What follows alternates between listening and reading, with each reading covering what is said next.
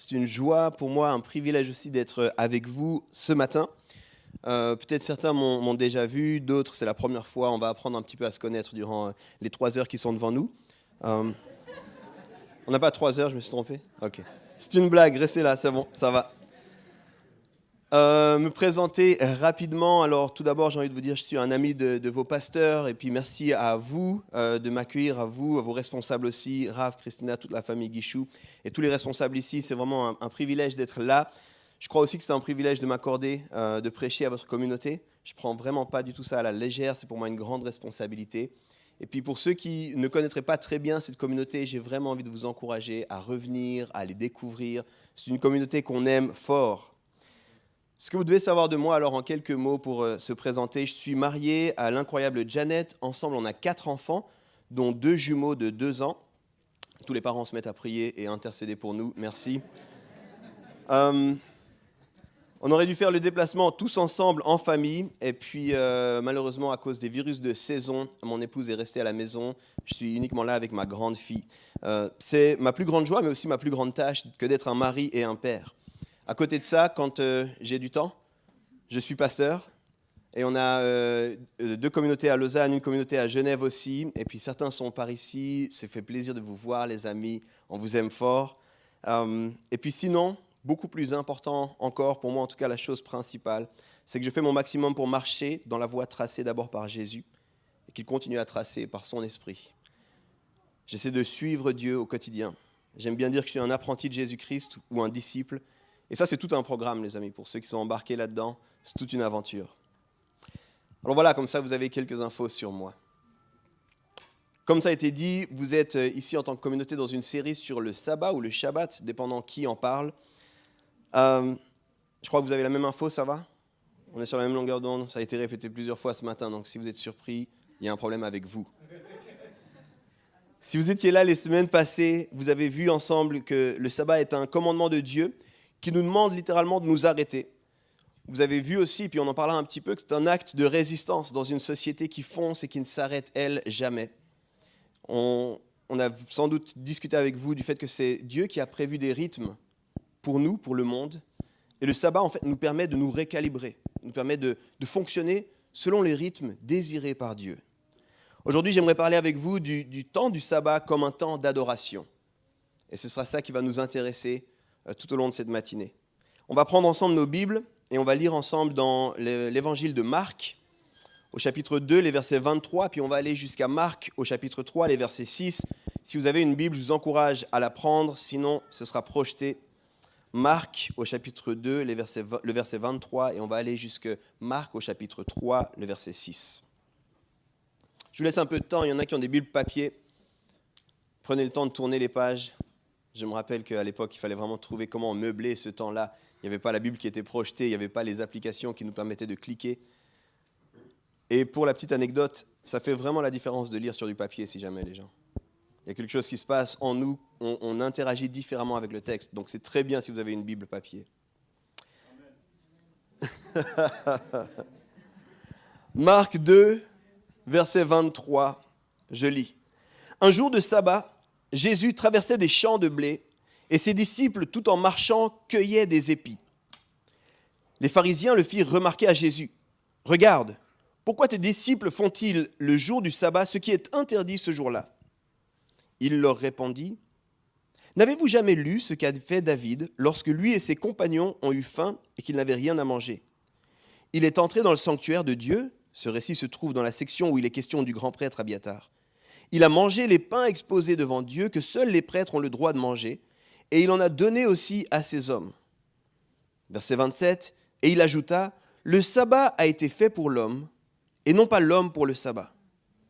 C'est pourquoi le Fils de l'homme est aussi maître du sabbat. » On continue, on est au chapitre 3.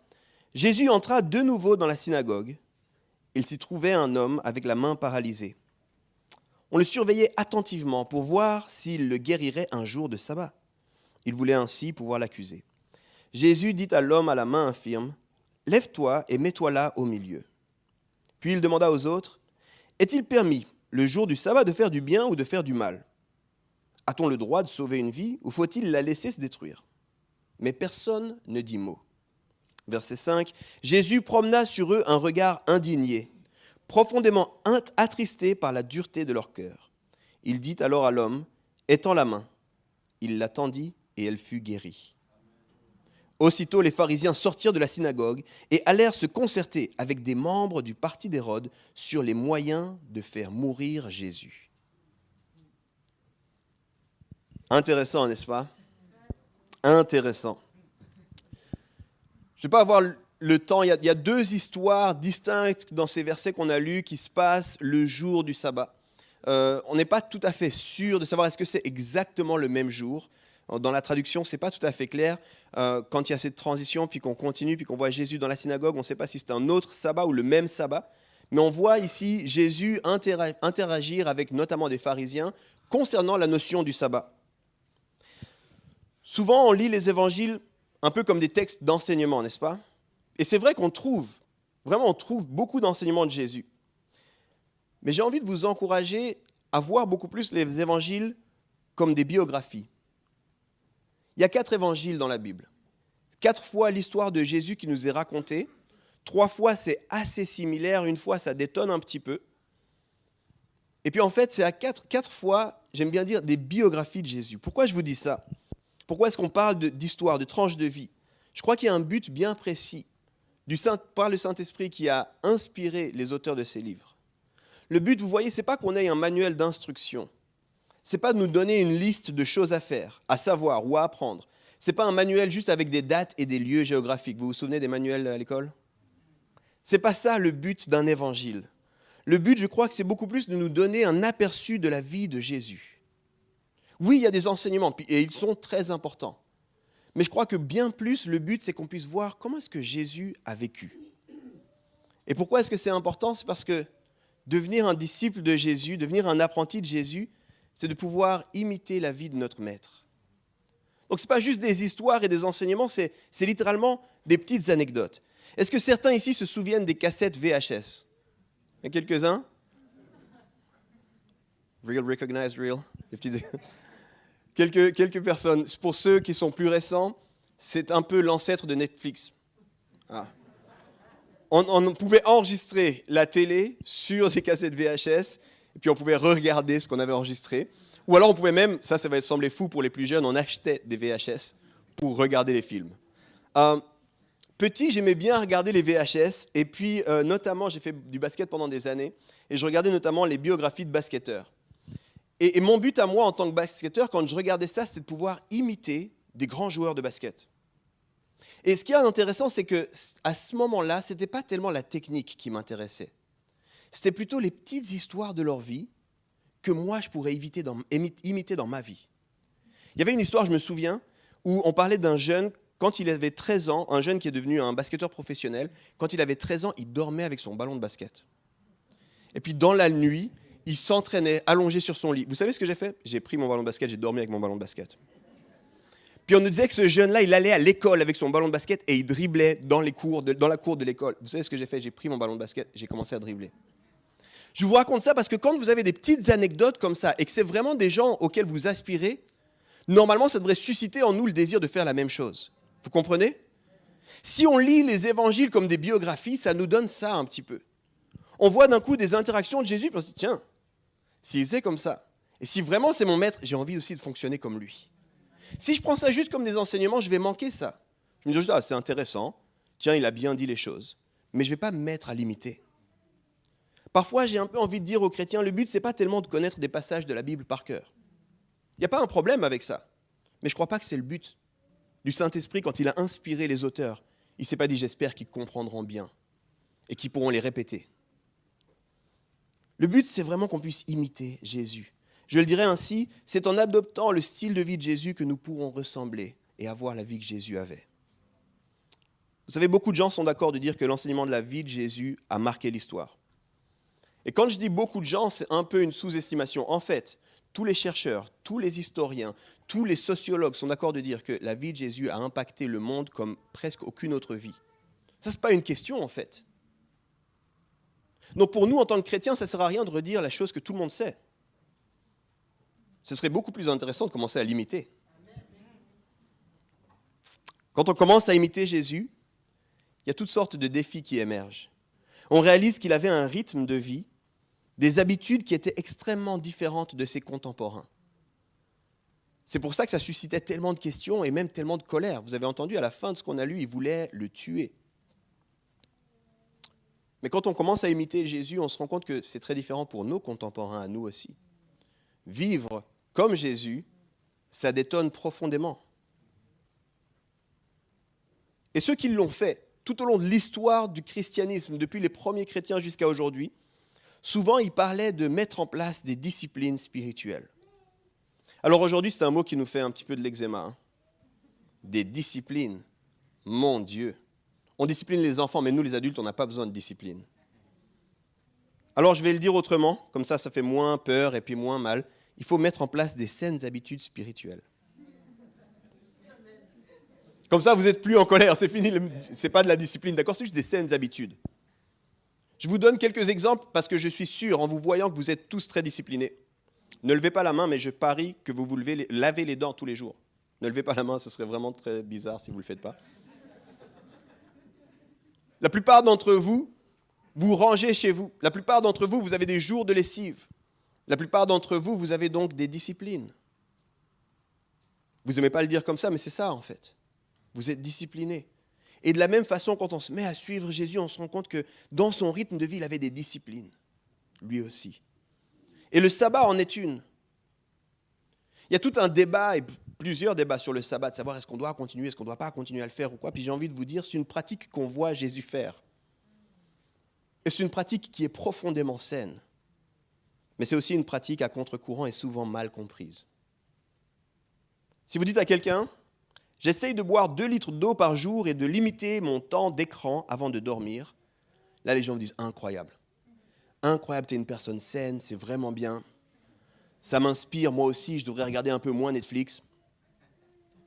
Mais si vous dites à la personne, tu sais quoi, je mets 24 heures à part pour m'arrêter, résister au rythme de la société et pour apprécier la vie et adorer Dieu, vous risquez d'être pris pour un illuminé. Et pourtant, Marc 2, verset 27, on l'a lu juste avant. Jésus dit, et c'est la phrase sur laquelle je vais rester le plus, « Le sabbat a été fait pour l'homme et non pas l'homme pour le sabbat. » Le sabbat a été fait pour l'homme et non pas l'homme pour le sabbat. J'aimerais vous proposer, quand on regarde la réaction des contemporains de Jésus, qu'ils ont été dérangés par la deuxième partie de cette phrase. C'est ça qui les a dérangés. Comment ça? Ce n'est pas l'homme qui a été fait pour le sabbat. Eux, ils avaient tellement de règles autour du sabbat que pour eux, c'était important que l'homme respecte et honore le sabbat. C'est pour ça qu'ils sont tellement dérangés. Donc quand Jésus dit, hey, ce n'est pas l'homme qui a été fait pour le sabbat, ils se disent, non, lui, il faut qu'on le tue. Il ne comprend pas. Aujourd'hui, je pense que le risque n'est pas tellement ici. Le risque, ce n'est pas tellement qu'on ait trop de règles autour du sabbat. Et puis qu'on soit trop religieux et puis trop rigoureux par rapport au sabbat. Je pense qu'aujourd'hui, la partie de la phrase qu'on a un peu oubliée, c'est la première. Le sabbat a été fait pour l'homme. Le sabbat a été fait pour l'homme. On va revenir en arrière, juste pour qu'on voie un petit peu l'importance du sabbat dans nos vies. Aux alentours des années 1880, personne n'était en vie si jamais. Les plus jeunes, ils sont en train de calculer, peut-être ma mère, mais non. Aux alentours des années 1880, il y a une maladie qui frappait les États-Unis d'Amérique. Et son nom, l'américanite. Je n'invente rien, hein, ça ne s'invente pas ce genre de truc. L'américanite. Vous trouvez dès 1882 des revues médicales scientifiques qui en parlent. Et en fait, l'idée, c'est que le rythme de vie des Américains n'est plus sain. Ce qu'ils sont en train de constater, c'est qu'il y a trop de stress, trop d'inquiétude, il n'y a pas assez de sommeil, il n'y a pas de bonnes habitudes alimentaires. Ça sonne très d'aujourd'hui, hein. Tout ça a été étudié par les médecins pour proposer des solutions. Puis on a eu même des tentatives d'élixir, de voilà les médicaments à prendre, les plantes à boire pour ralentir. Il y avait du stress, il y avait de l'anxiété. Mais après un petit moment, ils se sont rendus compte, non, la seule chose qu'il faut faire, c'est changer de rythme. Il faut changer de rythme de vie. Il faut faire des balades, il faut faire des siestes, il faut se faire moins de soucis, profiter d'un repas de famille autour de la table. Et ça, c'est ce qu'on nous dit vraiment au tournant, au début des années 1900, c'est ça que vous trouvez. Des gens qui disent, il y a une maladie qui s'appelle l'américanite. Finalement, elle a disparu, en tout cas le terme a disparu dans les années 20, et puis avec la Grande Dépression des années 30, on n'en a plus du tout entendu parler. C'est comme un petit fait historique comme ça, marrant. Mais je crois que les effets de cette américanite sont toujours bel et bien là. Le style de vie occidental fait qu'on est toujours dans ce stress, toujours dans cette anxiété, toujours dans cette pression, toujours dans cette envie de plus. D'ailleurs, l'anxiété et le stress sont des problèmes majeurs à tel point que certains aujourd'hui en parlent comme d'une pandémie. C'est un mot qu'on ne connaissait pas avant quelques années. Maintenant, vous comprenez ce que ça veut dire qu'une pandémie. Et les amis, depuis la création du monde, et aussi loin que les récits de Genèse 1 et 2, on trouve Dieu qui dit quelque chose de fascinant à l'homme. Garde un jour pour te reposer. Garde un jour pour te reposer. Et cette idée est ensuite rappelée au peuple juif dans les 10 commandements. Et ensuite, cette idée est reprise par les prophètes. Et on la trouve même dans les livres de sagesse, Psaumes, Proverbes, Ecclésiastes. Et Jésus lui-même vivait cette réalité. Mais aujourd'hui, on n'en parle plus. Aujourd'hui, on est bizarre quand on dit « je vais faire le sabbat ». Écoutez ce que A.J. Swoboda, docteur en théologie, professeur qui a aussi été pasteur, dit du sabbat. Écoutez bien. La pratique du sabbat a largement été oubliée par l'Église, qui a surtout copié les rythmes de l'ère industrielle, ainsi que l'obsession du succès selon les termes de l'Occident. Et tout ça sans vraiment se donner la peine et le temps d'en faire une bonne critique. Le résultat, nous épuisons les gens. Les églises sont fatiguées et n'ont pas intégré le sabbat en tant qu'élément central de la marche du disciple. Je termine la citation ici parce que c'est une phrase qui m'a comme hanté dans le sens positif du terme, que j'ai médité, sur laquelle je réfléchis encore. Il termine en disant « Ce n'est pas tellement que nous n'aimons pas Dieu, nous l'aimons profondément. C'est surtout que nous ne savons plus comment simplement nous asseoir avec lui. »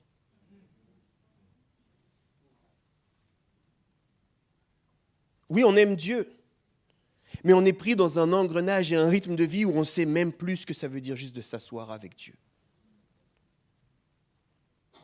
On fonctionne selon les codes de l'industrialisation, selon les codes de l'Occident, selon un rythme toujours plus effréné, à tel point qu'on ne sait plus s'asseoir avec Dieu. Je vous le redis, Jésus disait, le sabbat a été fait pour l'homme. Alors le sabbat, ça signifie s'arrêter, au sens le plus littéral du terme. C'est un verbe aussi notamment.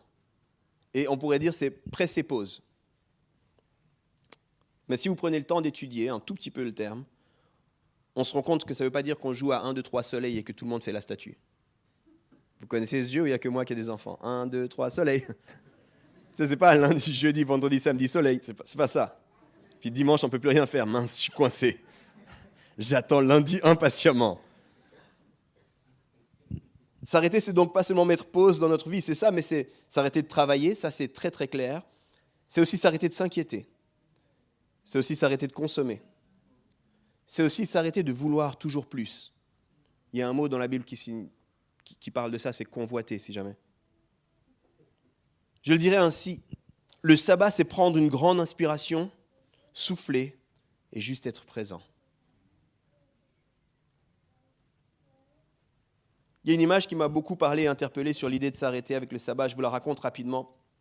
C'est un voyageur qui arrive dans un contexte qu'il ne connaît pas. Et pour son aventure, il va prendre 2 porteurs. Vous avez sans doute entendu parler de ça dans certains treks. Vous avez besoin de porteurs qui connaissent le terrain, qui peuvent porter du poids pour vous. Puis vous faites l'aventure. Souvent, c'est vous qui avez tous les crédits, mais c'est eux qui portent tout le poids. Et donc, un gars arrive et puis il prend 2 porteurs avec lui. Puis il passe une journée particulièrement difficile et intense. Et c'est une journée où il est épuisé, il est fatigué. Alors après une nuit de repos, le voyageur se lève puis il dit à ses porteurs « Venez, on y va, on continue ». Et les porteurs refusent. Le voyageur s'énerve. Il leur dit « Mais je vous payerai plus, on doit y aller, il faut y aller ». Puis les pasteurs disent « Non, on ne peut pas y aller ». À ce moment-là, il les menace, mais rien n'est fait. Et il finit par leur demander « Mais pourquoi est-ce que vous ne voulez pas y aller ?»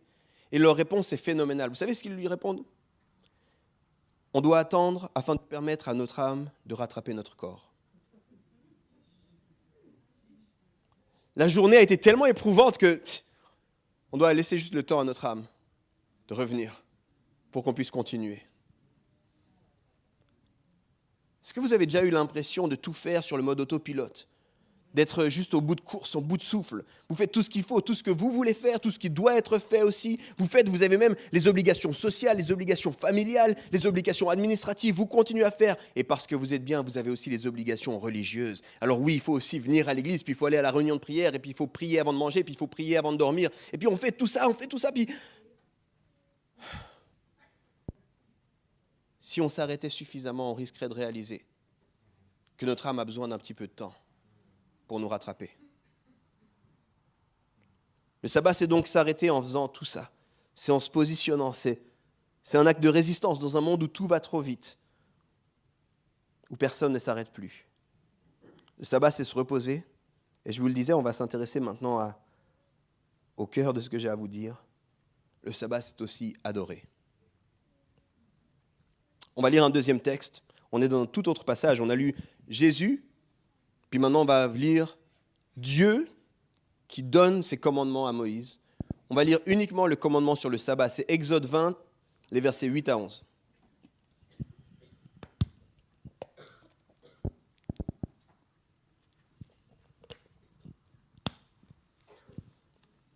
Pour la petite histoire, je vous raconte toujours des petites histoires pendant que les gens tournent les pages de leur Bible. Si jamais, dans l'Ancien Testament, dans ce qu'on appelle communément la Torah, vous avez à 2 reprises les 10 commandements qui sont donnés. C'est tout à fait logique dans la construction. Vous l'avez en Exode, et puis vous l'avez ensuite en Deutéronome. Deutéronome, c'est comme un souvenir, c'est comme la fin, c'est comme Moïse qui se rappelle et puis qui redit les choses. Et je vous encourage à voir la différence, notamment sur le sabbat, entre ce qu'on lit en Exode et ce qu'on lit en Deutéronome. Mais là, on va rester juste en Exode. Exode 20, les versets 8 à 11. On est dans les 10 commandements, d'accord ? Souviens-toi de faire du jour du repos un jour saint. Pendant 6 jours, tu travailleras et tu feras tout ce que tu dois faire. Mais le 7e jour est le jour du repos de l'Éternel ton Dieu. Tu ne feras aucun travail, ni toi, ni ton fils, ni ta fille, ni ton esclave, ni ta servante, ni ton bétail, ni l'étranger qui habite chez toi.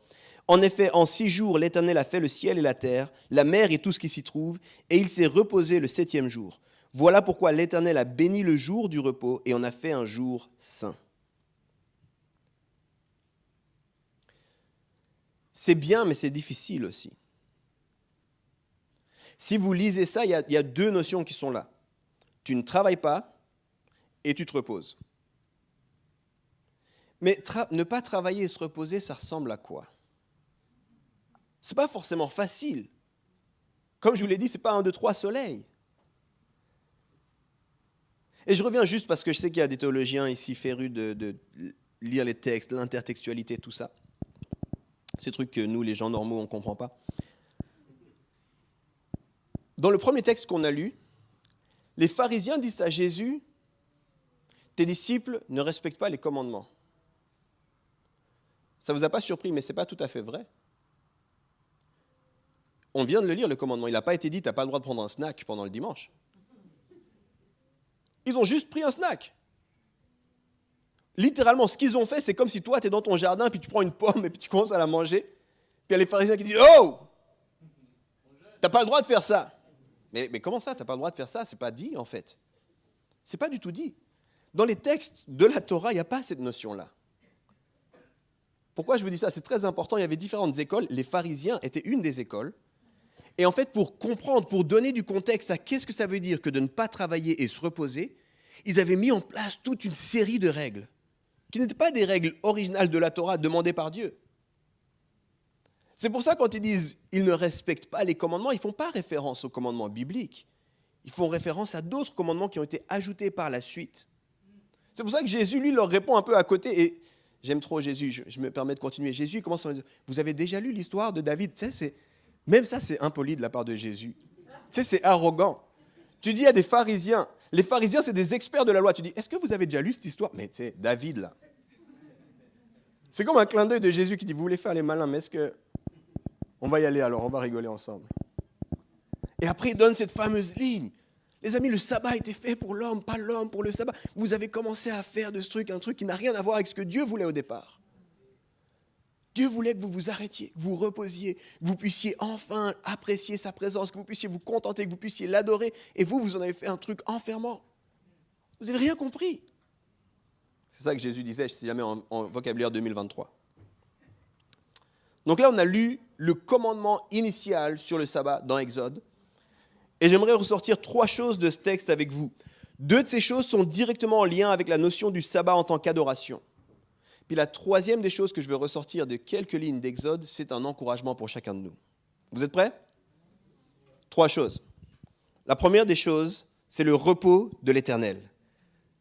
Gardons cette notion un petit peu en tête.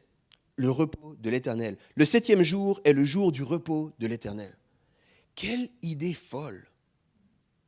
Est-ce que tu y as déjà pensé, Dieu s'est reposé? Nous, on a une tendance à dire celui qui ne dort ni ne sommeille. Nous, on a une tendance à dire, même quand nous on dort, Dieu continue à faire, il est à l'œuvre pour nous, quoi. Mais là, en fait, on nous dit autre chose de très intéressant. Dieu s'est reposé. Cette idée, on peut aussi la traduire autrement. Ça dépend les traducteurs. Ça peut être traduit une journée mise à part pour Dieu ou une journée dédiée à Dieu. Alors, je vais en surprendre ici plus d'un. Qu'est-ce que ça veut dire que de mettre quelque chose à part pour Dieu? Dans notre contexte, dans notre quotidien, je pense que la plupart d'entre vous diriez le culte. Le culte, c'est un truc pour Dieu. En fait, pas tout à fait. Oui, on rend un culte à Dieu, c'est juste. Mais si vous prenez, si vous disséquez toutes les parties d'une liturgie d'un culte, il n'y a qu'une seule chose dans le culte qui est que pour Dieu. C'est la louange. Je ne suis pas sûr que Dieu a besoin d'entendre ce que je suis en train de dire là. Je pense qu'il est là par son esprit, puis qu'il nous aide. Il m'aide moi, il vous aide vous, il est à l'œuvre par son esprit. Merci Seigneur d'être là. Mais il n'est pas en train de prendre des notes, lui. Dis donc, je ne m'étais pas rendu compte de ça, c'est incroyable. Quand j'avais écrit, vraiment, c'était bien comme j'ai écrit. Non. Il le sait beaucoup mieux que moi, il le sait beaucoup mieux que vous, il le sait bien mieux. Ce moment-là, il est pour nous en vrai. Il est pour nous édifier, il est pour nous faire grandir. Et lui, par son esprit, utilise ce moment pour nous faire grandir, mais il n'est pas pour lui. Il aime la relation fraternelle, la communion fraternelle, il aime ça. Il aime quand vous arrivez avant, quand vous discutez, vous prenez dans les bras, quand vous restez après. Et puis il pense que c'est important. Mais de nouveau, ce n'est pas pour lui. C'est pour nous. Le seul moment qui est pour lui, c'est la louange.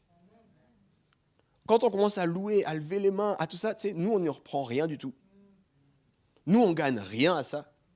Je dirais, au pire, ce qu'on gagne, c'est un petit peu de... Je suis désolé, je chante faux, mais j'aime vraiment Dieu. C'est tout ce que j'ai. Les gens vont réaliser que je chante faux. Il n'y a rien qu'on retire de la louange. C'est ça qui est donné pour lui. Donc, quand on dit le sabbat, c'est un moment mis à part pour Dieu, ça signifie que c'est un temps d'adoration. C'est que le temps du sabbat, c'est pas pour moi. Oui, il y a des bons effets pour moi. Et oui, je devrais vivre le sabbat. Mais premièrement, ce n'est pas pour moi. C'est pour lui. L'adoration, ce n'est pas seulement chanter d'ailleurs. Je rassure quelques-uns tout de suite là. Je sais que plusieurs, vous n'êtes pas super sensibles à la musique. Et vous dites, attends, si pendant 24 heures, je dois louer Dieu, ça va être un peu dur. Alors, j'aurais plein de choses à vous dire là-dessus, parce qu'il paraît qu'on va chanter pour l'éternité, mais on ne va pas entrer dans ce sujet maintenant.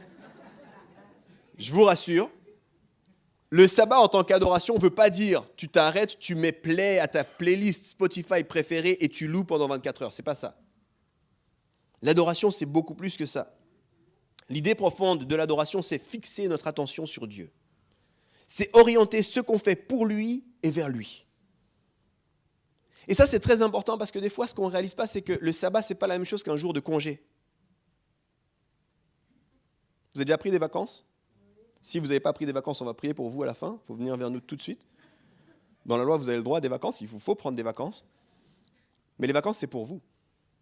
Le sabbat, c'est pour Dieu. Le sabbat, ce n'est pas juste un jour off. Le sabbat, ce n'est pas juste « je vais profiter de faire vite ce que je n'ai pas pu faire à la maison. Ça tombe bien que Dieu m'ait demandé de m'arrêter, comme ça je pourrais vite aller faire les courses, et puis je pourrais vite m'occuper de faire les lettres, et puis l'administratif, bon sang. » Non. Le sabbat, c'est pour Dieu. Ce n'est pas pour toi. Et quand tu rentres dans cette dynamique, tu rentres et tu commences à toucher à la dimension de l'adoration.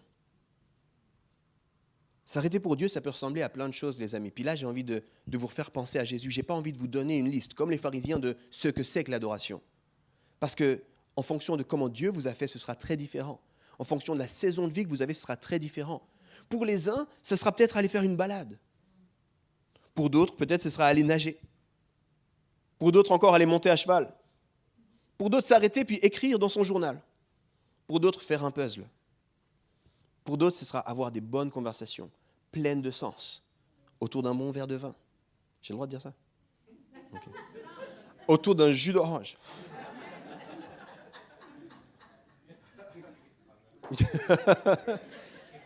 Le vin, le pasteur n'était pas très content. Quand il dit jus d'orange, il a dit Amen. Ok. C'est votre église, vous regardez ça avec votre pasteur, ok? Peut-être pour les uns, c'est juste lire un bon livre. Contempler la création. L'adoration, les amis, c'est orienter les choses vers Dieu. La question qu'il devrait y avoir derrière chacun de nous, et puis chacune des choses qu'on met dans le sabbat, c'est est-ce que je m'arrête et est-ce que j'adore Dieu? Et ça peut ressembler vraiment à des choses différentes. Je vous l'ai dit avant, j'ai 4 enfants, dont 2 jumeaux de 2 ans. Je vous assure que m'arrêter pour moi, ce n'est pas la même chose que pour une célibataire ou un célibataire. Rien qu'au niveau de l'heure du réveil. Moi, j'ai une petite règle sur mon jour du sabbat, c'est que je ne mets pas de réveil. Mais au risque de surprendre personne, je me réveille quand même très tôt. C'est juste pas mon réveil qui sonne. C'est mes enfants qui sonnent, parce qu'eux aussi sonnent. John Mark Comer, qui est un théologien, un pasteur aussi, le dit ainsi: lorsque j'organise mon sabbat, j'analyse chaque activité via ce filtre très simple. Est-ce que cela correspond à se reposer et à adorer? 24 heures, puis vous en avez parlé, il faut se préparer. Qu'est-ce qu'on va faire dans ces 24 heures? Est-ce qu'on adore Dieu? Nous, en tant que famille, on commence le sabbat par un repas autour de la table. Puis on croit que c'est un acte d'adoration. On remercie le Seigneur pour la famille. On remercie le Seigneur pour le fait d'être ensemble. On remercie le Seigneur pour le fait de manquer de rien. Mais ça commence par un repas de famille. Et c'est déjà de l'adoration. Il n'y a pas besoin de mettre play à la louange, encore une fois. C'est déjà de l'adoration. Le sabbat est le repos de l'Éternel. Dieu lui-même s'est arrêté. Un jour pour Dieu. Ça, c'était mon premier point. Et maintenant, mon deuxième point sur la notion d'adoration. Regardez la dernière ligne du commandement qu'on a lu. Elle est fascinante. Voilà pourquoi l'Éternel a béni le jour du repos et en a fait un jour saint.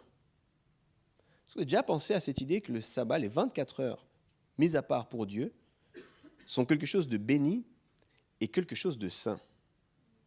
Qu'est-ce que ça veut dire? Qu'est-ce que ça veut bien dire? Vous vous bénissez parmi, je pense. Je suppose, parce que c'est ce qu'on fait dans les églises.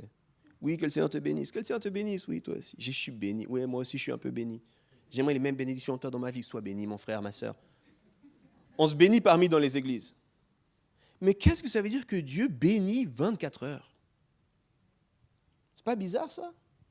On va réfléchir ensemble. Si on retourne dans la Genèse, Dieu fait quelque chose qui doit absolument nous interpeller quand il parle du jour du sabbat, il le bénit. Vous trouvez ça? On ne va pas y aller pour une question de temps, mais si jamais vous prenez des notes, Genèse 2, verset 3, Dieu bénit le jour du sabbat. Ok, c'est bizarre. Dans le récit de la création, il n'y a que 3 choses que Dieu bénit. La première des choses, c'est les animaux. Il met en place les animaux, il les bénit et il leur dit multipliez-vous. La deuxième des choses, c'est les êtres humains. Il les bénit, il leur dit multipliez-vous. Puis la troisième chose, c'est le sabbat. Et on nous dit juste, il a béni cette journée. C'est bizarre. Alors j'aimerais vous proposer une réflexion. Et si derrière l'idée d'une journée d'adoration, il y avait l'idée qu'en fait le sabbat était quelque chose qui nous donne la vie. Les animaux, les humains, multipliez-vous. Il y a une idée vraiment de life-giving, ça donne la vie, ça se répand, ça se multiplie. Et s'il y avait cette idée que la journée mise à part pour Dieu pouvait se répandre, se multiplier, nous faire du bien. Si s'arrêter pendant 24 heures, se confier en Dieu, se regarder à lui aussi, ça permettait que Dieu puisse dire « je vais vous faire du bien pendant cette journée-là ». Il y a une étude qui a été faite sur les gens les plus heureux sur Terre. Et il semblerait, dans cette étude, je ne l'ai pas lu en détail, alors je ne vous donne pas tous les détails parce que je ne le fais pas si je n'ai pas été la lire, je vous donne juste un fait intéressant, qu'un des groupes les plus heureux sur Terre, c'était des gens qui respectaient un jour de repos par semaine. Et en parallèle à ça, il était dit qu'ils vivaient en moyenne 10 ans de plus que les autres. Vraiment surprenant. Mais les gens qui ont regardé un peu ça se disaient, et ils ont commencé à faire les calculs, Puis ils se sont dit, mais c'est comme si ils recevaient en retour le temps qu'ils mettaient à part. Alors que tout le monde meurt, eux, ils sont calmes, ils sont heureux et ils vivent plus longtemps.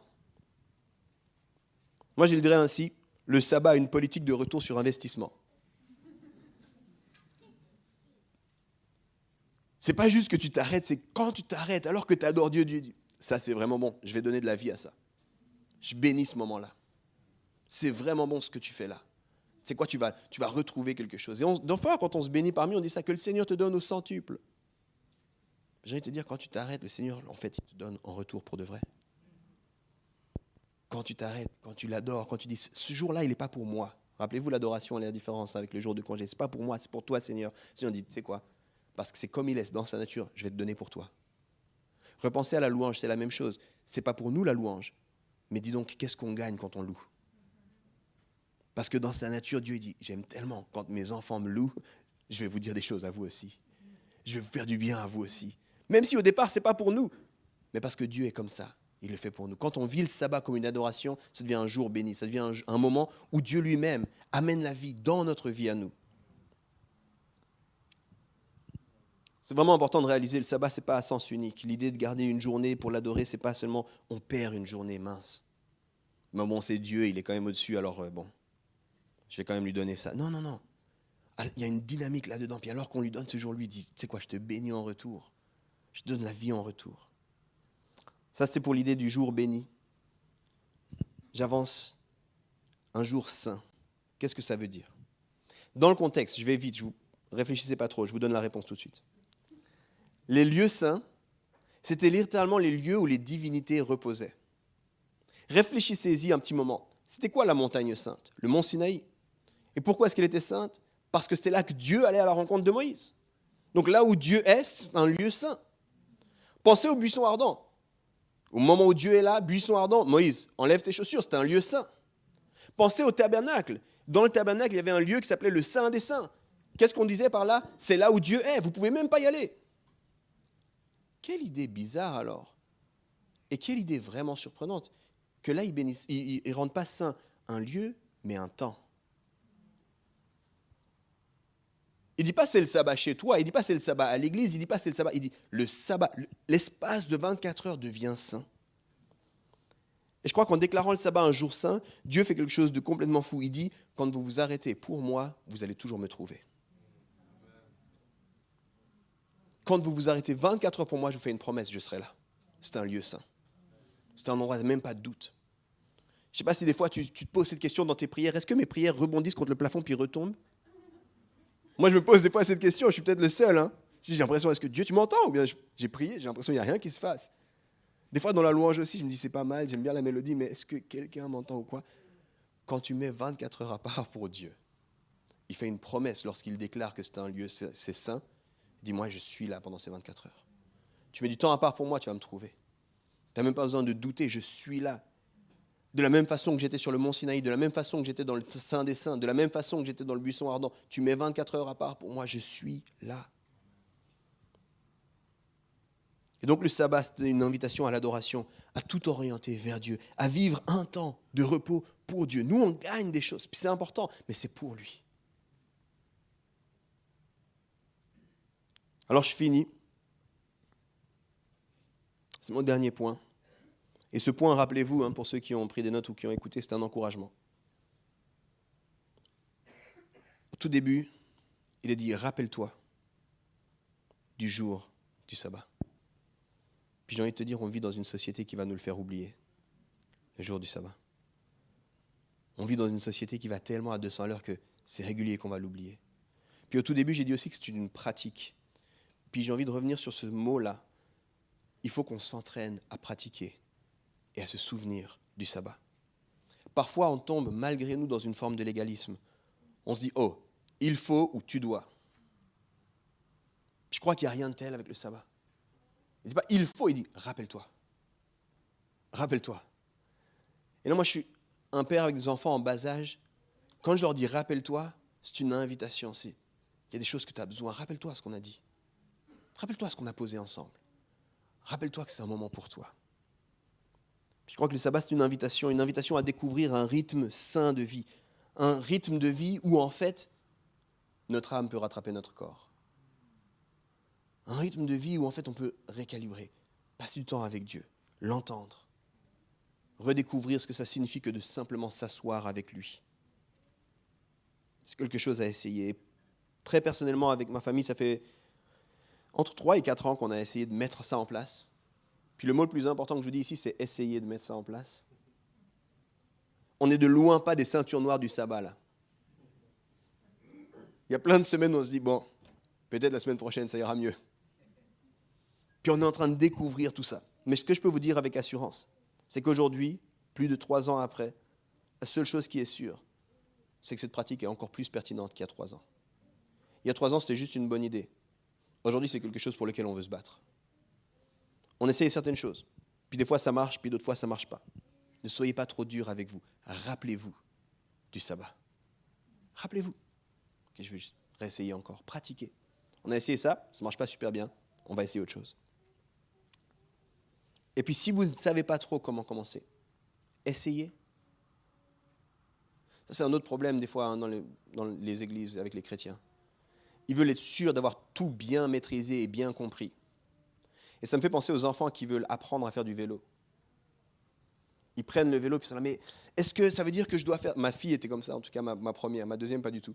Ma première était, est-ce que ça veut dire que je dois faire ça, puis je dois m'asseoir là, puis si je fais ça, et puis là, c'est le petit truc là, c'est pour gonfler les pneus. Et j'étais là juste, essaye. Essaye. Ouais, mais ça veut dire que, puis si je fais ça, puis tu verras, essaye. Essaye un peu. Puis des fois, j'ai l'impression que les chrétiens, on est un peu comme ça, avec ce genre de concept. On se dit, mais le sabbat, ça veut dire, attends, parce que je vais juste voir, est-ce qu'en hébreu, ça voulait dire quoi, et puis comment il le faisait, et puis je veux juste aller m'immiscer dans une culture hébraïsante, comme ça, je peux vraiment comprendre ce que ça... Juste essaye, là. Ouais, mais ça veut dire que je dois planifier, tu sais, j'ai juste 23h30, je le ferai peut-être la semaine... Vas-y déjà. Vas-y même pour 22h, tu sais. Écoute, même 3h, essaye. Juste essaye. Essaye-le.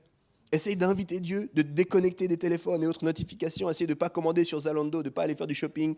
Essaye de juste mettre le focus sur Dieu pendant un moment. Et de lui dire, Seigneur, je te donne ce temps. Je ne sais pas ce que ça veut dire, mais il paraît que c'est un moment saint et béni. Comment est-ce que tu peux me rejoindre? Comment est-ce que je peux me contenter? Comment est-ce que je peux t'adorer? Juste essaye. Alors je sais qu'il y a plein de débats, plein de questions sur le sujet. Est-ce que ce n'est pas légaliste? Est-ce que ce n'est pas une pratique de l'Ancien Testament? Est-ce que... Voilà, 3 choses que je veux te dire pour terminer. Jésus a dit, le sabbat est fait pour l'homme. Si mon maître dit ça, je ne veux pas me passer d'un truc qui a été fait pour moi. Laisse ça descendre dans ton cœur. Rappelez-vous aussi que Dieu lui-même s'est reposé. Des fois, les gens disent, oh, j'ai pas le temps, je me reposerai au ciel. Ça, permets-moi de te le dire avec beaucoup d'amour. Ça, c'est une pensée qui vient du diable. Le seul qui se repose jamais, c'est le diable. En Christ, on a la victoire, les amis.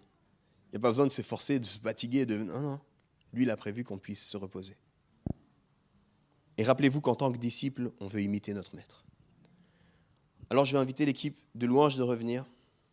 Si c'est OK pour vous, je vais vous proposer 2 choses. Enfin, je vais me permettre d'être le directeur musical pendant un instant. J'espère que l'équipe de louange est d'accord. On va faire juste un petit moment. On va faire de la place à Dieu. On va laisser Dieu nous surprendre. Puis, mon frère ici à la basse va juste habiter ce moment un tout petit peu avec une mélodie douce. Et puis ensuite, on va reprendre infiniment grand. Mais d'abord, on va juste laisser un peu de place à Dieu. Laisser de place au Saint-Esprit. Je vous l'ai dit, le sabbat est une pratique profondément à contre-courant, quelque chose de difficile à mettre en place, difficile à garder, difficile à expliquer, mais c'est aussi, à n'en pas douter, un élément central de la marche de disciples. Un auteur qui s'appelle Pete Scazzero, qui est connu pour avoir mis en lumière l'idée de vivre en disciple de façon émotionnellement saine. Il l'a dit, j'ai pris 13 ans pour maîtriser le sabbat. Ça prend du temps, les amis. Il faut qu'on essaye simplement. Et c'est quelque chose qui est au cœur de la marche de disciple. Pas parce qu'on fait quelque chose de bien, mais parce qu'on découvre un rythme de vie profondément différent. Et en tant que disciple, on est appelé à vivre à un rythme différent. On est appelé à ne pas se conformer au siècle présent. On est appelé à reconnecter avec ce que Dieu avait pour nous. Alors, En toute humilité, je ne suis pas du tout établi dans la pratique du sabbat. Mais il paraît, puis je le découvre une semaine à la fois, que quand on vit bien le sabbat, ce n'est pas juste un jour qui est vécu différemment. C'est toute notre semaine et toutes nos vies qui sont différentes. Qu'est-ce que Dieu veut nous dire? Ma prière pour chacun de nous, c'est que le Seigneur nous donne à tous de le découvrir lui davantage au travers de cette pratique, qu'on puisse l'adorer.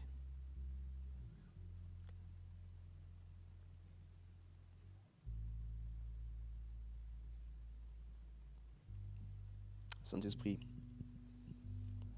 en conclusion, je vais te laisser toute la place. Parle au cœur comme toi seul tu peux le faire.